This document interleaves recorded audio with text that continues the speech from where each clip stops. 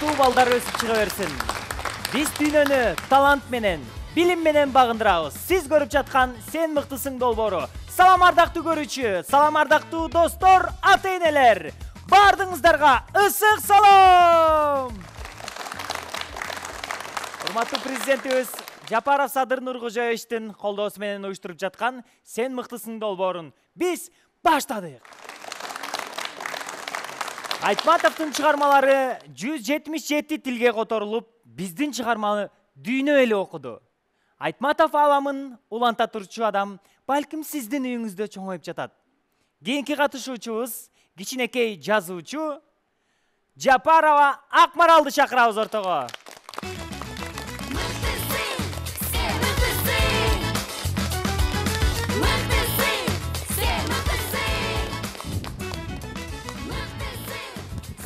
Акмарал, кел бул жака. Төргө өтөлү. Кандайсың Акмарал, жакшыбы? Ооба, жакшы, сизчи? Сонун, мен аябай сонунмун. Суп-сулуу болуп, кычырап, каяктан келип калдың? Мен Чоң Таш айылынан келдим. Алтыф районунда болот. Биздин ажообуздун президентибиз, башчыбыз Садыр Нуркожоевичтин кичи мекенинен келдим десем дагы жаңылышпайм.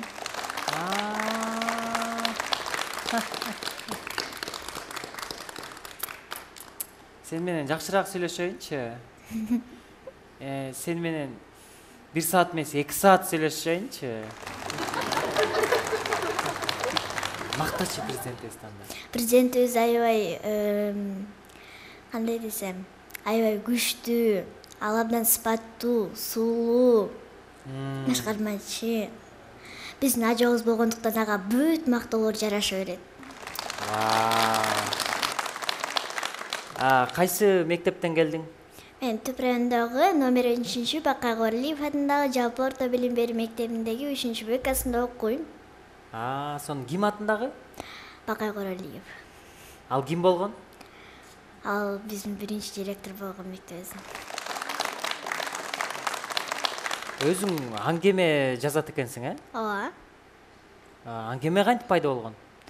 Мен болсо деген улуу акын жазуучулар Чыңгыз Айтматов, Жалил Садыков, Мукай Элебаев, Алкул Осмонов алардын өмүр баяндарын, чыгармаларынан үзүндүлөрдү, ырларын окуп жатып, өзүм да ушундай шык алып, шыктанып, өзүм дагы жазгым келди, андан өзүм жазып баштадым. Алар болсо деген кичинекей кезинде, алар да ушундай кичинекей аңгемелерди, ырларды жазып, алар деле ошондой болуп улуу акын жазуучулар болгон да, мен дагы мүмкүн ушундайларды жазып улуу акын жазуучу болом. Белгилүү акын жазуучулардан кимдерди жакшы көрөсүң? Алкул Осмонов, Чыңгыз Айтматов, Мукай Элебаев, Жалил Садыков, Касымалы Байгелдинов. Ай азамат, Мукай Элебаевдин бир ырын айтып берчи. Канткенде табам амалын, көкүрөктөгү жаранын, алыста окуу артык деп, угамын катуу кабарын. Бул Зарык Аматовдун үзүндү. Чыңгыз Айтматовдун кайсы чыгармасын жакшы көрөсүң? Жамиля, дагы Ак кеме, Бук эне, дагы кайсын айтсам, Кызыл алма, Газет Тизио, Толор кулаганда, Бетме бет, Кылым картар бир күн, Кыямат. Азаматсың, канча китеп окугансың? 9 жашка чейин канча китеп окудуң? Анысын билбейм, мен библиотекадан алып, көп китеп окуп, алар жөнүндө окуганды аябай жакшы көрөм. Мен аларды интернеттен дагы өмүр баяндарын окуйм. Көлдөгү китепканалчылардын баардыгы сен таанып бүткөн экен да? Акмаралга бул китептерди бере берели. Бул мынча күндө окуп бүтөт, муну мынча күндө окуп бүтөт деп, Эң биринчи жазган аңгемең кайсыл? Менин кичинекей кайгым. Окуп берчи. Макул. Менин кичинекей кайгым. Жай болчу. Эшикте жаан жаап жатат. Биз жайында да жаан жайбы? Деп таң калдык. Эшикте жаан жаап жаткандыктан 1 саат эшикке чыга албай турдук. Бир маалда жан басылды. Биз кубанып эшикке чыктык. Биз ойночу аянтка келсек, биздин сүйүктүү сары селкинчегибиздин жанында чоң көлчүк пайда болуптур.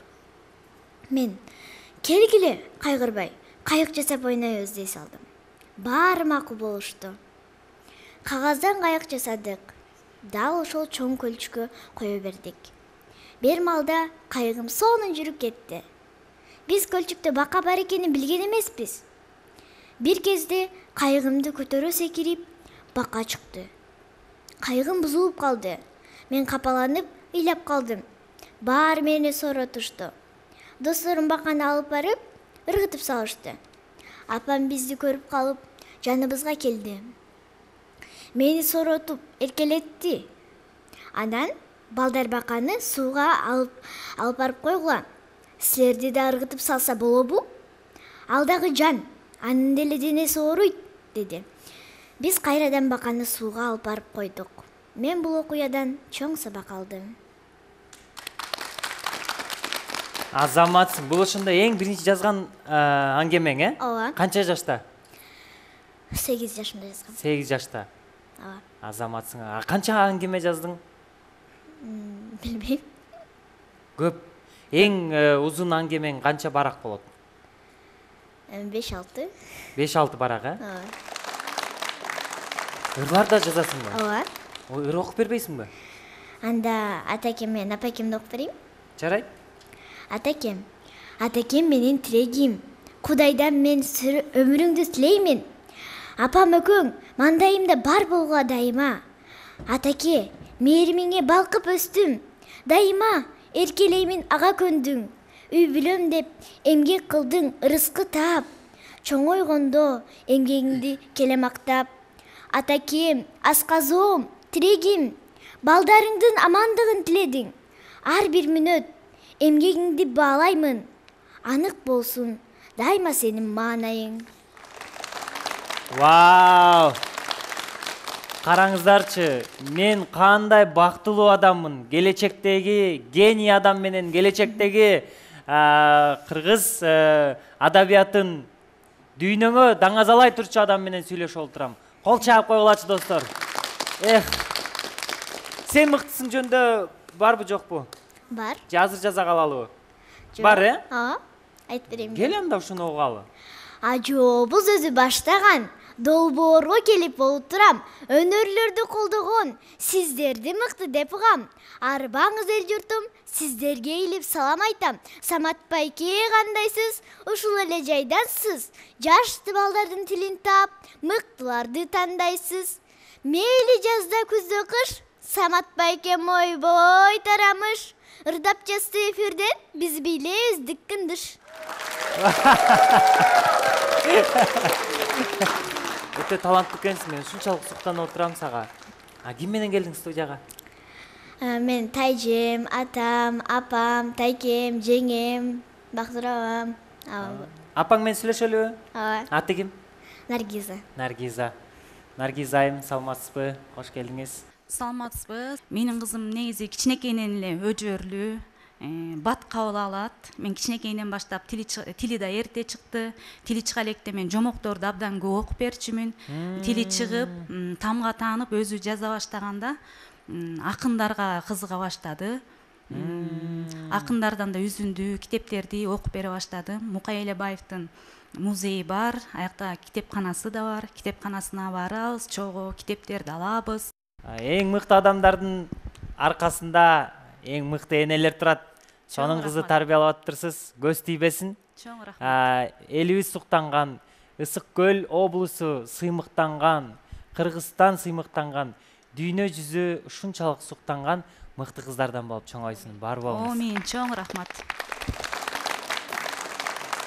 Дагы аңгеме барбы? Ооба, тиштерин достошкон деген бар. 3 тиш бар эле. Бирөөсү таттууну көп жеген тиш. Экинчиси такыр жуубаган тиш. Үчүнчүсү жаркыраган сулуу тиш. Биринчиси менин кожоюнум жаман. Эмне болсо эле момпосу жейт. Жетишет. Мен кетем деп таттанат. Экинчиси аны угуп отуруп, меники дагы жаман. Мен такыр жубайт. Ал абдан жалкоо. Көңүлүмдү аябай түшүрөт деп таттанат. Үчүнчүсү отуруп, силерди ким билмеймин. Меники го жашыгы. Тазалап турат эринбей, момпосу жебейт. Зыянды мага келтирбей дейт. Эки тиш өзүнүн кожоюндарын жаман көрүшүп, суу тишке иштергүйүшөт. Эки тиш сулуу тиш менен достошпой коюшат. Акыры досторуна келип, коркпогула досторум, мен силерди сактаймын. Жаркыраган жарыгым, жарык кылып жаратат, жан дүйнөнү тазалап, деп айтат. Достору ага, макул сага ишенелик. Чындыкка айлансаң, жардам берчи жалынам, тажап кеттим кожоюнуман, дешет. Суу тиш жаркыраган жарыгын чачыратканда экөө тең суп-сулуу, таптаза, ай болуп калышат. Кожоюн аларга татыктуу эмес экенин билип, качып кетишет. Көрдүңөрбү достор? Тиш таза болбосо, ички органдарым таарынат. Достор, тишти дайыма таза, таарынтпай алып жүрүү керек.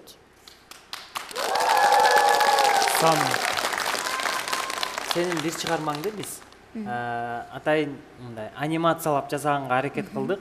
Азыр экранга көңүл буралы, канакей, көрөлү. Жер жемиштердин талашы. Бир күнү жер жемиштердин баары чогулуп сүйлөшөт. Ай, карапайымдар. Мен кыйынмын, даамдуусу мен, таттуусу мен. Койчай алма. Мына мени кыйынды. Сен кызылсың. Адамдар кызылды жаман көрүшөт. А мен пайдалуумун. Болду. Талашыңарды токтоткула. Мен кыйынмын. Алма катуусуң, пияз ачуусуң. А мен сулуу десең сулуу, таттуу десең таттуу. Эй, гангирлер, кыш-кыштай кыз-кыздай болгону жакшы деген макал бар. Ошондуктан кыйындай калганы жакшы, деди калынбаш капуста. Талашы чоңоюп келе берди. Бири-бирин кемсинтип, жамандап жатышты. Жада калса антип, кичине балдар да урушпайт. Ой болду, мен булардын урушпаганы үчүн митинг жасаганга даярмын. Бир маалда баклажан келип, азыр урушуңарды токтотпосоңор, баарыңарды бирден кытыгылайм десе, баары армиядагы аскерлердей болуп тизилип калышты. Бирок баклажан ага деле караган жок. Баарын кытыгыты деди. Андан кийин баарын бирден мактап баштады. Алма таттуусун, пияз абдан пайдалуу, ачуу болсо деле. Капустанын пайдалуу жактары көп, лимондо С витамини көп. Андан нары дагы улады. Ошондо гана жер жемиштер баары өз жагы менен жакшы экенин билип, урушпай калышыптыр. Баклажан алардын урушун токтотконуна абдан сүйүнүп, баткакка кулап калыптыр. Бул аңгемеде таасир дагы берет, анткени келгиле балдар урушпай эле коелу, ынтымактуу жашайлы, баары бир өз жагы менен абдан сулуу, жакшы деп ошондой таасир берет. Бирөө-бирөөгө окшошпош керек экен да. Мындай ар түрдүүлүк менен өзгөчөлөнүп турат экенбиз да негизинен, Сонункен мааниси терең, мага ушул аңгемең аябай жакты. Эми ушундай сонун таланттуу кызга белек бербесек болбойт, сени кантип куру узатабыз. Кана эмесе анда достор, кол чабуулар менен Акмарал экөөбүздү сахнага узатып койсоңуздар, мен Акмаралга белек тапшырайын. Канакей, жүрүп өтө бер.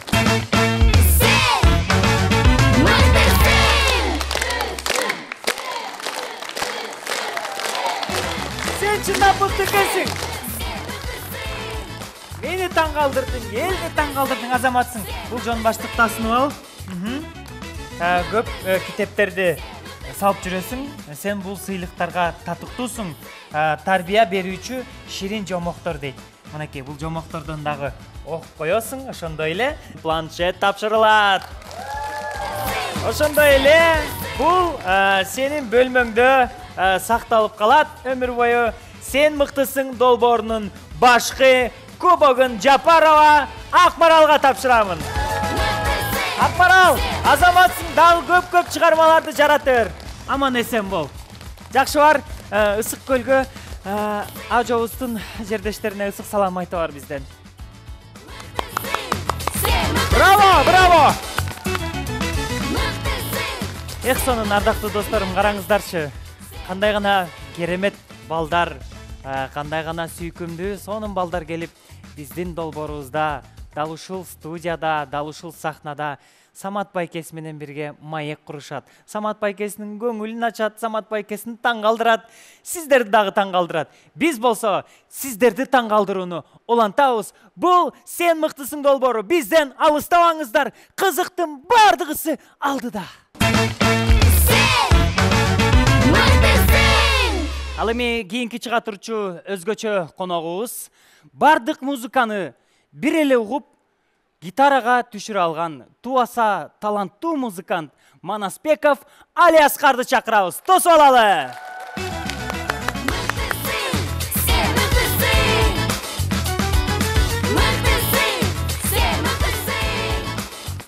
Ассаламу алейкум.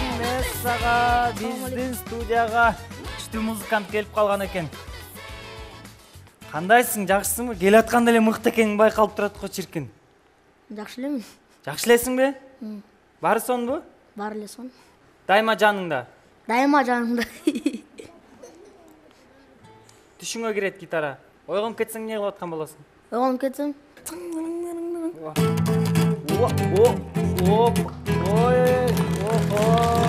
Деп ойнойм. Канча жаштан баштап чертесиң гитараны? 7. 7. Азыр канчадасың? 9дан. 9да? Чоң бала болуп калган турбайсыңбы? Жакшы. Кана мыктылыгың билдирип бир чертчи. Билбейм, кайсын чертесиң? Тарбия бардыгына бирдей берет. 10 бала болсун багат. Ата эне бир ошолону биригишип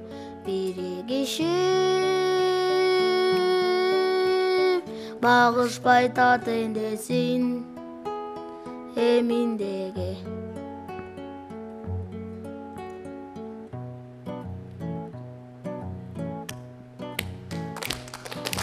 Токоюн бойлоп баратса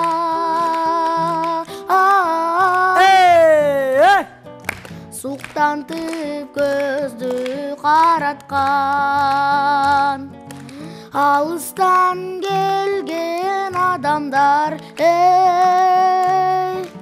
кеткисиң да келбейт таластан. Алыстан келген адамдар кеткисиң да келбейт таластан. Hey!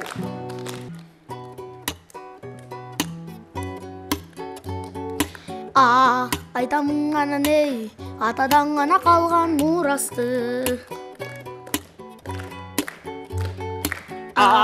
Жаңгырып заман жаңа мун баба салтын уланды. Намысын бик сактаган эл добушун угуп тыңдап жүрөктүн. Кадыр уңтук бактаган мен эштарыктан өчпөй жылытсын. Кайратыңдан жанбаган, кам журту бартаган, эгемендик энчилеп өмүрүн берген бизге канча адам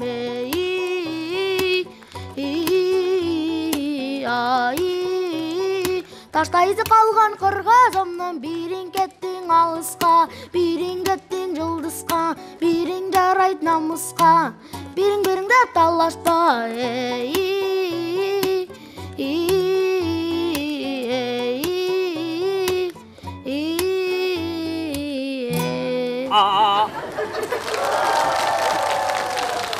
Сендей таланттан бирөө эле бар. Мен башканы көрө элекмин. Азаматсың. Өтө күчтүү экенсиң. Мыкты. Эми гитараны кармап сүйлөшө бересиңби? Гитараны кармап сүйлөшө. Эчтеке болбойт. Ата гитара жанында да. Дайыма жанында. Дайыма эмес, иногда футбол ойноп атканда жанында эмес, тренировкага барып атканда жанында эмес. Футбол ойноп атканда чет жакка коюп коесуңбу? Жок, футбол ойноп атканда үйгө эле коюп коем. Футбол ойнойсуң? Футбол ойнойм, футбол чыккым келет, гитарист плюс. Филармония чакырганда ойноп берип, анан футболго чакырганда чемпионат мира ойноп берип, футбол чемпионат мираны көтөрүп, кичине үйдө гитара ойноп, пианино ойноп, виолончель ойноп. Виолончелиң да барбы? Бирок виолончельди бүгүн алып келген жокмун. Калды ал. Үйдө калды. негизи контрабасист болдум, виолончелден контрабаска өткөрдүм. Кайсы багыттасың? Кайсы багыттамынбы? Одновременно могу менен футбол. Жакшы. Негизи өзүң жан дүйнөңө гитара жакын, анан футбол жакын. Великий футболист болуп, великий гитарист болуп. Зато жакшы эле болот да. Эки сторона меники. Ооба. Негизи кыргыз футболу дүйнө чемпиондугуна чыгат деп ишенесиңби? Ишенем, мен чыгарам да. Сен чыгарасың. Канчадасың азыр? 9дасың, э? 9дасың. Дагы 9 жылдан кийин чыгат экен буюрса. Келе колду. Мен азыр гитара менен сиздин. Мен өзүңүздү сурап берем. Көтөр. Кандай кылып? Мен өзүңүздү сурап берем. Гитара менби? Ушундай да болобу? Мейли, мен мүнөзүм кандай музыка чыгат болду экен, мен мүнөзүмөн. Мен шайыр болгондо кандай болом? Шайырбы?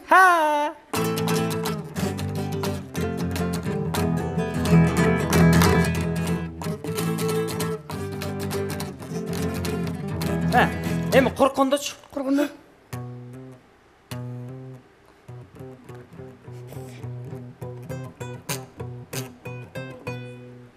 Мен мушташым келгендечи? Мушташыңыз келгенде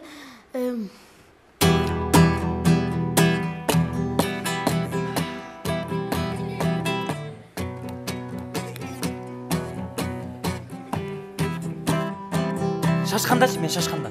шашкаңда.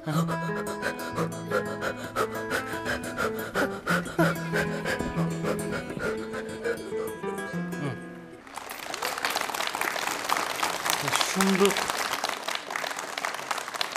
Мен негизи Цойдун фанатымын. Курт Кобейндин фанатымын, Денис Калючинин фанатымын, Элжардын фанатымын, Цойдун фанатымын, Каспаряндын фанатымын. Космонавттын? Каспарян, Юрий Каспарян. Цойдун группасында ойногон го. Кана? Мондай. Эң жакшы көргөн дүйнө жүзүндө бүт балдарга, школьниктерге, тарбиячыларга бул жай. 3 ай уктайсың, Кыз көлгө барасың. Ошол кезде Чорнолуп кандай кетесиң. музыка ойнолуп атайчы? Ошол кезде кандай эс алып жүрөсүң? Вау. Ысык көл. Жашоо сеники эле экен, э? Азыркы манайыңдын музыкасы кандай?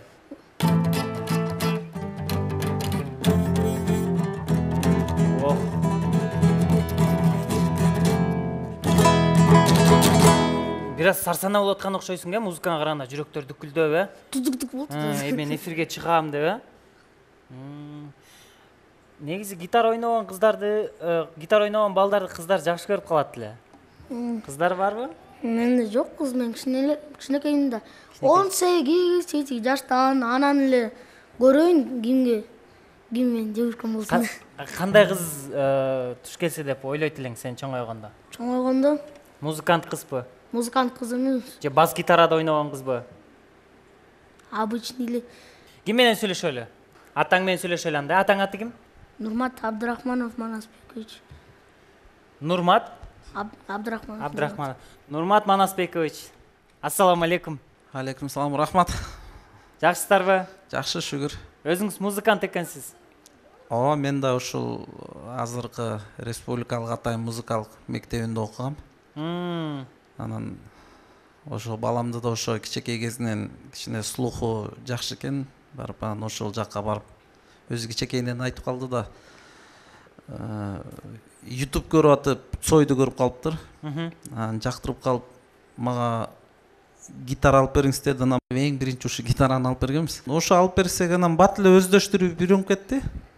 Бир айдын ичинде эле кармап, YouTube көрүп, анан бир агайды чакырдык, аккордторун көргөзсөң ушундай тез аранын ичинде өздөштүрүп, анан ошо Цойду жактырып, Цойдун бүт ырларын билет да. Буюрса келечекте кыргыз музыкасын алдыга көтөрө турган мыкты музыканттардан болот деп ишенебиз. Сиздин жолуңузду жолдойт, сизден ашат деп ишенебиз. Рахмат, ошондой эле болсун. Рахмат. Ошондой эле Кыргызстан футбол курама командасындагы мыкты чабуулчу болот деп ишенебиз. Манасбеков, Алиаскар, чемпионат мира ұтты, Аргентинаны ұтып алды, Португалияны ұтып алды, Бразилияны ұтып алды, все. Амин.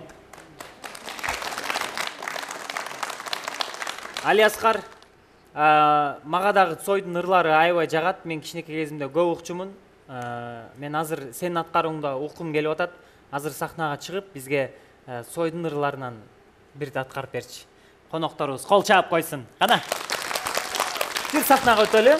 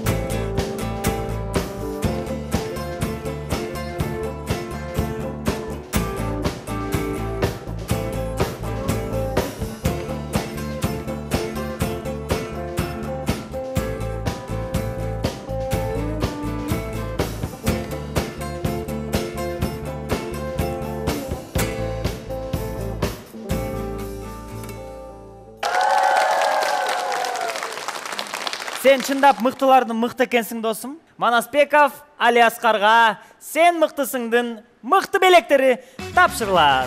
Алиаскар, бул жон баштыктын ичине гитараң батпайт, бирок китептериңди салып жүрөсүң, жарайбы? Ноталарды салып. Футболго барсаң, футболдук кийимдериңди ушул жакка салып аласың. Ошондой эле оку, үйрөн, билим ал деген ушундай сонун жомок китеп. Жана ошондой эле сен мыктысыңдан планшет тапшырылат, ошондой эле. Сенин үйүңдө футболдук кубоктон тышкары ушундай сонун өзгөчө сен мыктысыңдын башкы кубогу сакталып калсын. Муну да сага тапшырабыз. Браво, браво, азаматсың. Досум, анда көрүшкөнчө, жакшы бар, биз сен менен коштошобуз. Азаматсың, кол чабуулар менен Манасбеков Алиаскарды узатабыз. Сен мыктысың долбоорун көрүп атасыздар. Бизди улуттук телерадио корпорациясынан көрө аласыздар. Же андан өткөзүп жиберсеңиздер, YouTube'дан, Instagram'dan көрсөңүздөр болот. Биз менен бирге болуңуздар, достор. Кызыктын бары, таланттын бары алдыда улантабыз. Президентибиз баш болуп ата мекендик өндүрүштү колдоп, азыркы учурда Кыргызстанда чакан ишканалар абдан көбөйүп жаткан кези. Азыркы чакыра турчу коногубуз келечектеги жеке ишкер самындын түрүн жасаган Уланова Самираны ортого чакырабыз. Тосуп алалы.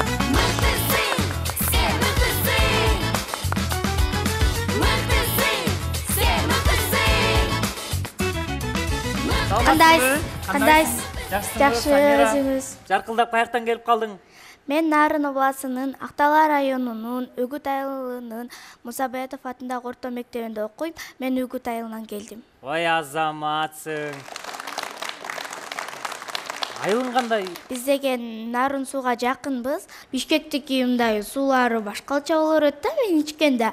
Өзүм жактан ичкенде аябай даамдуу, таза. Нарын суудан балыктар бар. Ошо бир кошунабыз бар да. Ошол деген балык кармап бизге берет да, чоң-чоң балыктар бар болчу. Нарында балык барбы? Ооба, бар, сиз билбейт белеңиз. Жок. Эт эле бар деп жүрдүз беле? Балыктар бар да. Таттуу балыктар бар да. Чоң. Үгүт айылынын самын менен камсыздап аткан экенсиңер, Ооба. Силерден сатып алышабы самынды? Жок, биз сатып албайбыз да. Кошуналар деген рецепттерин берет да. Рецепттерин берип, анан биз жазап, анан ошолорго беребиз да. Мындай сатып, неме кылбайбыз да. Самын жазуу эмнеден башталып калды? Кантип башталып калды? Мен самынды жасаганды апамдан үйрөнгөм.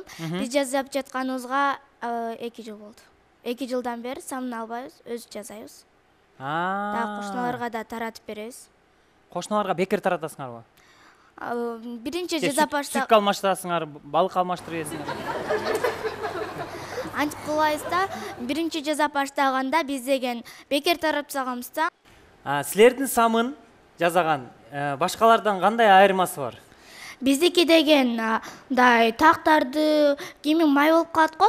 Ошону мынтип тиги самын сатыктыкычы мынтип жышыганда вообще кетпейт го. Биздики мынтип жышыганда эле бир заматта эле кетип калат. Бизде деген бир окуя болгондо апамдын жолугу мындай так өңү өчүп калганда, өңү өчүп калганда мындай апам муну ыргытайын, бүтү жаңалайын деп мындай ыргытайын деп атканда ушу самын менен жууп көрбөйүнбү деп жууп, анан жайып койсо өңү дагы өлө мындай жаркырап, сонун жапжаңы жолукка окшошуп калды да. Анан тактары да кетип өлө мындай сонун болду да ушса. Силердин компанияда сен жарнамачы болуп иштешиң керек экен да. Мыкты кылат экенсиң жарнаманы. Самындын бренди кандай аталат? Кийин. Самиранын сапаттуу самындары. Вау! Самиранын сапаттуу самындарын Самира сен мыктысыңга келип Самат байкесине жарнама кылып аткан кези. Сиздер дагы самын жакса сатып алгыла. Сонун самындар. Негизи самын каяктан келип чыккан? Өткөн заманда Мисир падыша салтанаттуу той берет. Ашканада бир иштешкен бир кызматкер кызчы мындай бараты сызырылган тоң майды мынтип төгүп алат да. Анан төгүп алгандан соң аны падыша урушпасын деп аны көмүп коет. Анан көмүп койгондон соң ал жумушуна чуркап кетет да. Анан жумушу бүткөн соң аны сыгып, тазалап алат. Сыгып тазалап алгандан кийин анын колун жууп көрөт. Колу ушунчалык таза болгон өзү да таң калат. Ошо ашпозчулар иштеп атат го, ошол жерлерге бирден таратып чыгат да. Анын өздөрү таза, колу, бети, майлыктары өлө таза болуп калат да. Анан падыша эмнеге мындай ашпозчулардын колу, бети болуп таза болуп калды деп ойлонот да. Анан ал кичинекей жаш кызчы ага жасап бермекчи. Жакшылап аралаштырат, шамалга кургатат, падышага ыңгайлуу болсун деп майда кесип коет. Кесип коюп анан муну падышага берет да, мынтип кеңеш айтат. Муну колдоноор алдында сууга чылап коюңуз деп кеңеш айтат. Анан ошону берет. Анан кийин ошентип Францияга, Англияга жана башка өлкөлөргө тараган. Ошентип 18-19 кылымдарда пайда болуп калыптыр. Браво. Самынды үй бүлөңөр менен бирге иштетесиңер да, туурабы? Анан бүгүн үй бүлөңөн ким келди? Апам келди, апамдын аты Элнура, анан Агзам байке келди, эжекемдин баасы, анан кызы Аян эже да келди, анан Адина тайэжем болот, Адина тайэжем да келди, Майрам жеңем да келди, Майрам жеңемдин кызы Тогунай да келди, анан Аруке. Үгүт баары келген экен да. Ооба. Кел анда эми салам айталы эми.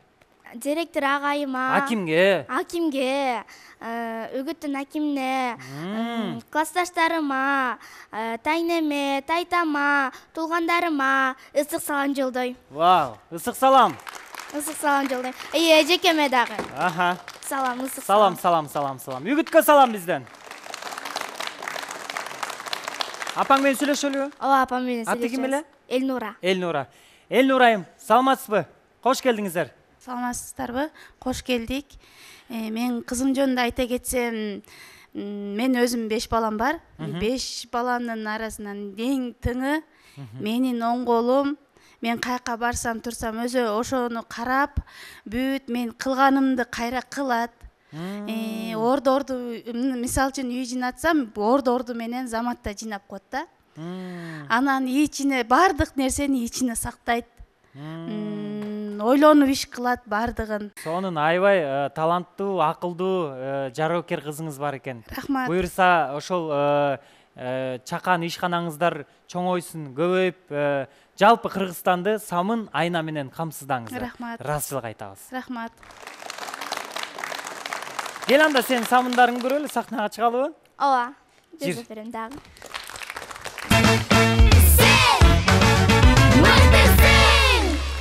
Достор, Самира самын жазайт десем ишенбей аттыңыздар беле? Азыр мына Самира менен Самат самындын сазайын берет азыр. Кандай кылабыз? Эмнеден баштайбыз? Биринчи основадан баштайбыз, аны эритип алабыз жарым саатка. Бул жакка, бул жактан эритип алат экенбиз, Салабыз. Биздин бул жакка салып койгон основабыз эригичекти бул дүкөндөн самындарың менен тааныштырбайсың бизди? Бас. Кана.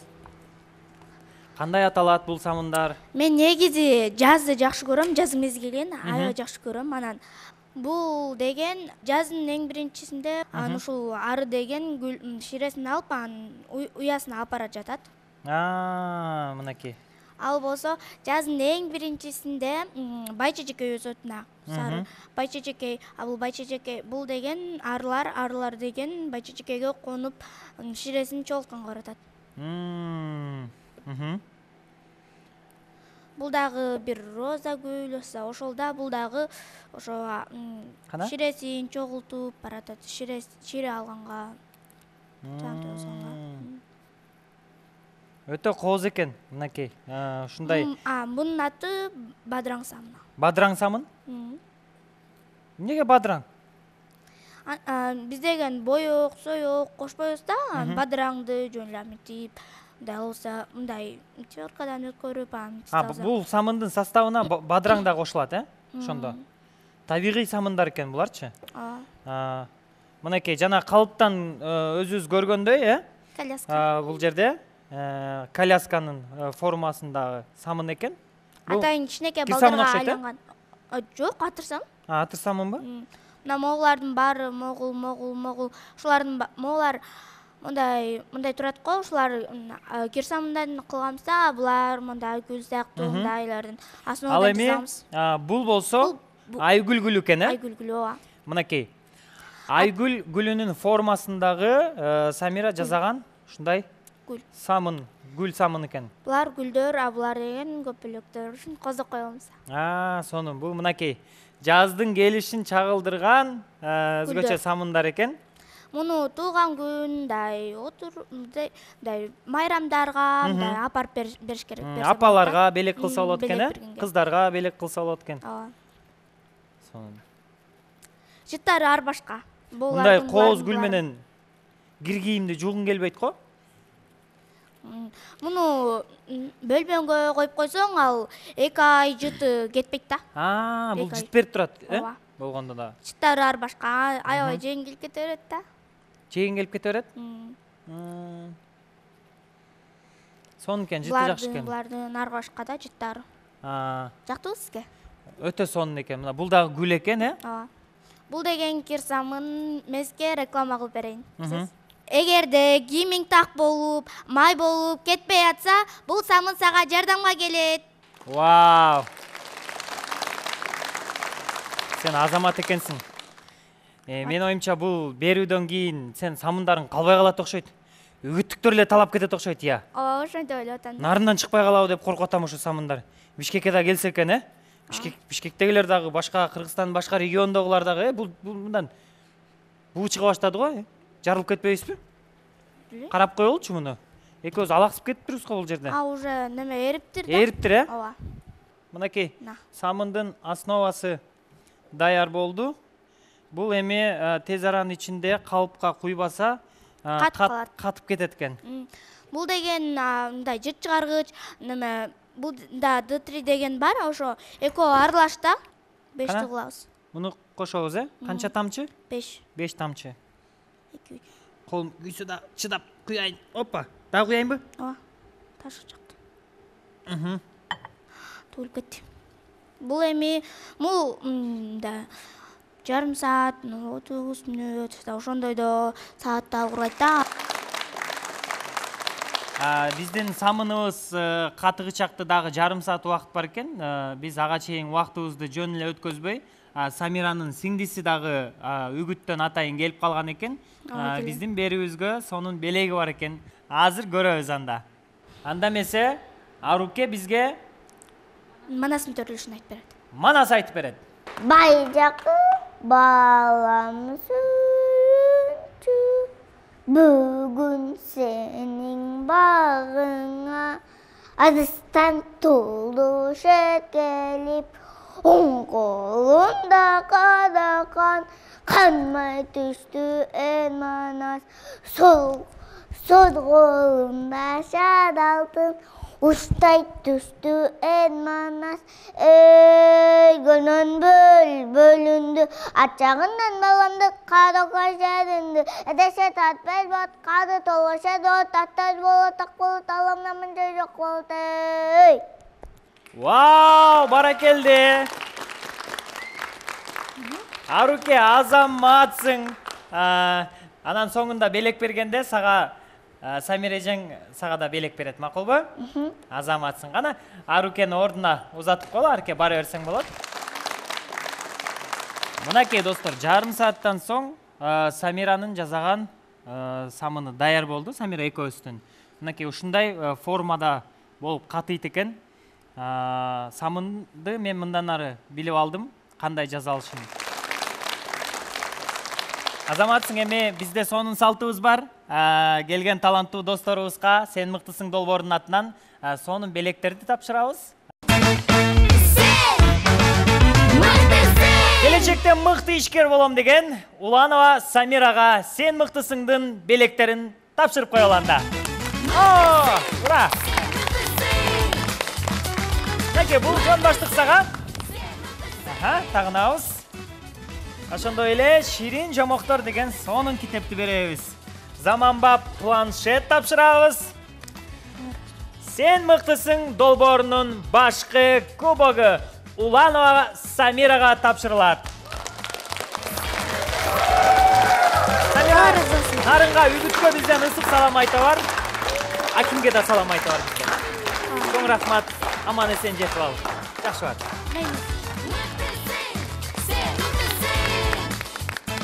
Мыктылардын мыктысы гана биздин долбоорго келип катыша алышат. Бардыгыбызды таң калтырган биздин бөбөктөр албетте. Биз улантабыз, сен мыктысың. Бизден эч кайда алыстабаңыздар.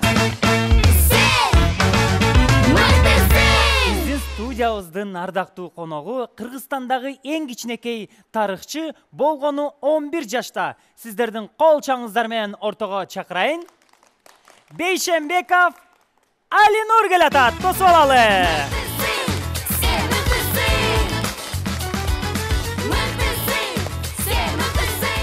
Ассаламу алейкум, алейкум ассалам. Бул жакка, төргө. Бизге келген коноктор төргө олтурат. Алинур, кандайсың? Жакшы? Жакшысыңбы? Ооба. Кайдан келип калдык? Нарындан. Нарындан? Охо. Маалы көп. Сабакты кандай окуйсуң мектепте? Жалаң 5. Тарыхтан башка? Тарыхтан башка баары эле 5. Баары 5. 0 класстан бери 5ке окуйм. Жалаң. Сонун. Негизи жакшы окугандардын кол жазмасы сулуу болот. Сеники кандай? Жок. Меники наоборот да. Мен колум жаман жазам өлү. Мен болсо интернеттен издедим. Жаман жазган кишилердин кээ бирде алардыкы болбой калат экен да. Анан ошондон мен колдон батыраак иштейт экен. Ошого мен жаман жазат экен. Акылдуу баланы окутуп аткан мугалимдериң тууралуу айтып берсең. Мен мугалимим мен үйүмдө жашайт. Кандай? Неге дейсиз? Анткени мен мугалим мен апам болуп калат. Апасы мугалимдер балдар тентек болчу эле го. Сабакка барбай коюшат эле го. Сен канча жакшы окуйсуң? Мен уктап, ой, жубагым келген жок десем эле бутуман сүйрөп алып барышат да. Апаң мугалим экен, атаңчы? Атам болсо милицейский полицияда иштеген, азыр болсо пенсияда. Пенсияда, сонун. Чоң атаң, чоң апаң жөнүндө айтып берчи. Мен үйүмдө чоң апам бар, 90 жашта. Анан мен кичинекей кезимде мамам жумушка кетип, эч ким жок калып, байкемдер жок кетип калып, сабакка да мен апам бакчу. Апам кичинекей кезимде ойнотуп, чай берип, чүкө ойнотуп, мага жомокторду айтып берчү, кыргыздар жөнүндө айтып баштаган мага. Демек сен тарыхчы болгонуңа чоң апаң себеп болгон турбайбы? Ооба. Чоң апаң бизди азыр телевизордо көрүп атат. Эмне деп айтасың чоң апаңа? Чоң апа, сизге чоң рахмат. Мени багып, ушу жомокторду айтып берип, кыргыздар жөнүндө айтып берген чоң рахмат. Сизге чоң ысык салам берем. Эмне үчүн сен мыктысыңга катышкың келди? Мен келип, мүмкүн кээ бир балдар жандай планшет алганга же китеп мүмкүн алып келген, бирок мен биздин кичинекей досторго, ата-энелерге, элибизге кыргыздар каяктан чыкты, кыргыздар тарыхын жөнүндө айтып берген келдим. Унас сага. Тарых жөнүндө сүйлөшөлү. Кыргыздар качан пайда болгон? Биздин кыргыздар мүмкүн башка деле мүмкүн баардык информацияны билбейсиз да, мүмкүн дагы мунука чак, бирок эң байыркы информация кыргыздар жөнүндө биздин заманга чейин 201-жылы Сыма Цандын Кытайдачы эмгегинде жазылган. Біз ошого таянып, биз Орто Азияда эң байыркы эл деп айтсак болот. Момундай айтсак. Сыймыктануу менен, Биздин тарыхыбызды мен болсо 7 этапка бөлүп койгом. 7 этапка бөлүп койсо болот да. 1-2, 3, 4, 5, 7. Анан ушунун баарын биз кантип эгемендүүлүгү кантип жеттик депчи. Алинур, ким менен келдиң биздин долбоорго? Мен мамам менен, эжем менен жана жеңем менен келдим. Сонун. Анда апаң менен сүйлөшөлүбү? Аты ким? Бактыгүл.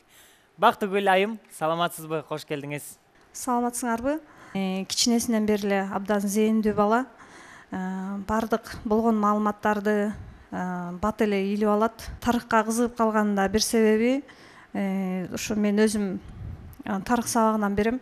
Анан үйдө дагы ушуга байланыштуу китептер бар. Мен даярданган кезде ошолорду окуп, суроолорду берип, ар дайым кызыгып калат да. Сабак учурунда бардык сабактарга аябай активдүү катышат, бардык маалыматтарды кабыл алат да.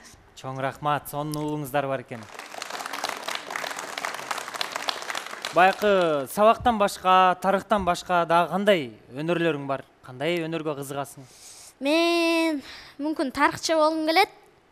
Бирок ал чоңойгондо мүмкүн башка нерселер деле болуп калышы мүмкүн да. Бирок мен дайыма билем, что мен болсо чоңойгондо биздин өлкөбүздүн кыйын өзүнүн өлкөсүн дайыма мындай поддерживать этип турган эле катуу бир патриот. Патриот болом. Тилегиң орундалсын, амин. Бактылуу. Эми экранды карап, сага бере турчу тапшырмаларга кезек берели. Азыр экрандан бир нече суроолор чыгат. Тарыхый инсандар тууралуу. Биринчи суроо. Өзүнүн аты Барспе? Барс, бирок Бек дегенди дагы бул дагы титул да. Анан ошого кошуп Барспек болуп калган. Демек адамга илгери титул бериш үчүн бек деген атты кошушкан, Бул биздин эң биринчи ханыбыз. Биздин заманга чейин 56-жылы биз хундардан бөлүнүп өз мамлекет түзөбүз. 5-кылымда кыргыздар Эне Сайга журт которот. Ан экинчи этап Орто Азияда түрк мамлекети негизделет. Бул мамлекет 552-жылы чыгып туруп 744-жылга чейин жашаган. Анан ошоктан биз Эне Сайда кыргыздар, башка кыргыздар буга күрөшөм эткенбиз. Биздин жетекчибиз Барсбек Каган болгон. Барсбек Каган болгон. Азаматсың, кол чабуулар. Кийинки сүрөттү чыгарып берели. 840-жылы биз болсо уйгур каганатын талкалап туруп, кыргыз каганаты чыккан. Кыргыз улуттук кыргыз дөөлөтүнүн доору деп коет. Великая держава деп орусчачы. Анан ошондо биз 64 жыл жашаганбыз. Анткени биз 924-жылга чейин ушугу улуттук кыргыз дөөлөтүнүн доору ушуга чейин жашаган. Биз болсо Караханттер мамлекетинде алардыкында болгонбуз да, алардачы. Анан ошондо Жусуп Баласагун, аты Жусуп, Баласагун, бул болсо жашаган төрөлгөн жагы, анан Баласагун деп кошкойчу да мурдачы. Ал болсо благодатное здание орусчачы, ошону китепти кылган. Анан болсо Махмуд Кашкари, аты Махмуд, Кашкари, бул болсо төрөлгөн жагы. Ал болсо өзү болсо Кашкарда төрөлгөн экен да? Кашкарда төрөлгөн. Ал болсо түрк тилдерине сөздөрдү кылган. Сөздөр ушундай китеп кылган. Анан ушу Караханттер мамлекетинде биз болгондо 960-жылы катары биз болсо ислам динин кабыл алганбыз. Сонун. 1842-жылы Ормон хандын көтөрүлүшү. Ормон хан ал өлү мындай. Орусча хитрый деп коет го. Хитрый тактикалары, стратегиясы Чыңгыз хандыкындай эле болгон. Демек, Ормон хан биздин мамлекеттин кызыкчылыгы үчүн ошондой баягы стратегияга барган, Ооба. Жарайт. Анда бул куу деген сөз жакшы мааниде экен да, 1924-жылы 14-октябрь Кара Кыргыз автономиялуу область чыкканда, биз СССРге кошулганда, неге Кара Кыргыз деп коет? Кара дегенде силер жанагы жаман, кара иш деп айткот го, андай деп ойлогула. Кара иш, кара дегендин эки смыслы бар да. Жаман жандай, анан жакшы, күчтүү, кыйын дегендичи. Ошо биз алар орустар бизди казактар менен кыргыздар окшош эле кошуп салалыкпы деп эметкенге, биз болсо жок деп туруп Кара Кыргыз автономиялуу деп коебуз. Демек Жусуп Абдрахманов учурундагы кез экен да бул, Жусуп Абдрахманов. Анан бул биздин эң биринчи мындай бизге өлү жардам берген кыргыз элинин баатыры деп койсо болот. Баатыр, эгемендүү мамлекет болуш үчүн ошону түптөгөнгө чоң салым кошкон Жусуп Абдрахманов экен да. Исхак Разаков бул бизге деле биз эгемендүү болгонго көп иш жараган. Анан мунун Исхак Разаковдун жолун Усубалиев Турдакун улап кеткен, улап кеткен. Биздин бардык Атабейтте трагедиянын бардык Ормон хандын, Мухаммед Кыргыздын, Барсбектин ошондо алардын бардыгынын иши текке кеткен жок деп катуу айтсак болот. Кана анда эмесе сен экөөбүз сахнага чыгалы дагы сага арнаган сонун белектерибиз бар. Ошол белектерди тапшырып сени сүйүндүрөлү. Кол чабуулар менен бизди сахнага узатып коюңуздар, достор, кана.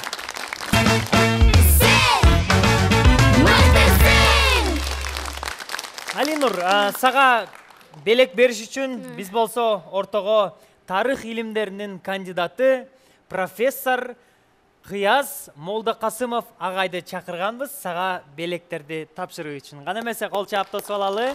Агай, ассаламу алейкум. Алейкум ассалам. Кош келдиңиз. Алинур, азаматсың. Агай, жаңытан бери залда Алинур тарых тууралуу бизге көп нерселерди айтып берди. Сиздин оюңуз бир оз айта кетсеңиз. Сен аябай туура айттың. Мына Смясандын биздин заманга чейин 201-жылында кыргыз деп Смясан жазып койгон деп. Гянгун деп. Азыр эми биз Кытайдык тарыхчылар менен иштешип атабыз.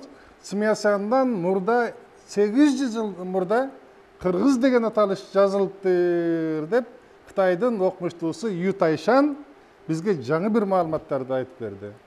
Анан Кытайдан азыр 100 000 беттен турган Кыргыздын байыркы тарыхы тууралуу жаңы маалыматтар чыкты.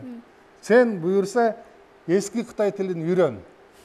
Эски Кытай тилин үйрөнгөн бүгүн биз билген биздин азыр мыкты тарыхчыларыбыз жетишпей атат. Сен ошо Кытай тилин үйрөн, андан кийин эски Кытай тилин үйрөн. Анан биз ошол 100 000 беттеги архивдик документтерди Кыргызстанга алып келгенде сен чоңоюп каласың дагы. Анан ошол архивдик документтерди отуруп алып изилдеп, кыргыздар Борбордук Азиядагы эң байыркы жана күчтүү жоокер калк экендигин сен ошол архивдик документтердин таап чыгып, жазып, элге даңазалайсың. Кыргыз тарыхы улуу инсандары дейсиң. Тыштыкбек Чоротегин агайың менен ушул Токторбек Өмүрбеков агайың жазган окуу китептерди. Мына ушул китепти буюрса жакшылап дагы окуп, дагы ошол инсандар жөнүндө жакшы мыкты билесиң, а? Анан кийин мына мен дагы тарыхчы багбанмын.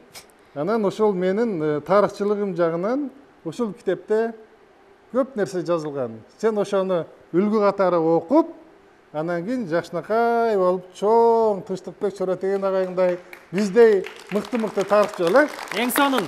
Мынакей агайдын белектерин алдык. Эми биздин белектерди кабыл алып коюң. Сен мыктысың долбоорунун белектерин ортого алып чыгып койсок, агай экөөбүз тапшырып коелу. Мынакей агай. Так, мына сумкала китептерди мынага сал. Себеби бул дайыма бул жерге мыкты китептер салынып турсун, э? Азыр муну дагы салып ал жон баштыгыңа. Анан буну жаап туруп, сага асып коелу. Сага чоң бир жүктү жүктөйбүз азыр. Сен ушуну асынып жүрүп, мыкты тарыхчы болосуң, макулбу? Азаматсың.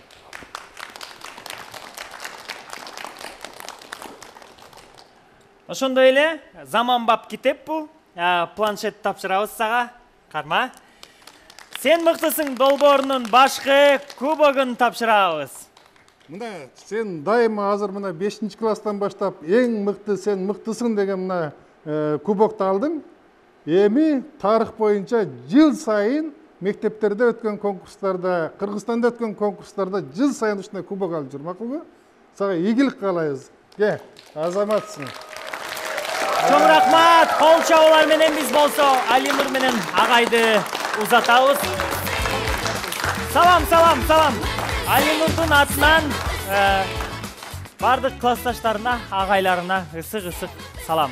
Мына ушундай достор бизди таң калтырган, элибизге келечекте кереги тие турчу мыкты кичинекей бөбөктөрүбүз келип, бүгүнкү берүүбүздү абдан кооздоп беришти. Биз сиздер менен коштошпойбуз. Болгону кийинки жумада көрүшөбүз деп айтабыз. Сен мыктысың долбоорун көрдүңүздөр. Алып баруучу Самат Эркинбеков. Görüşkönçe, жақсы қалыңыздар!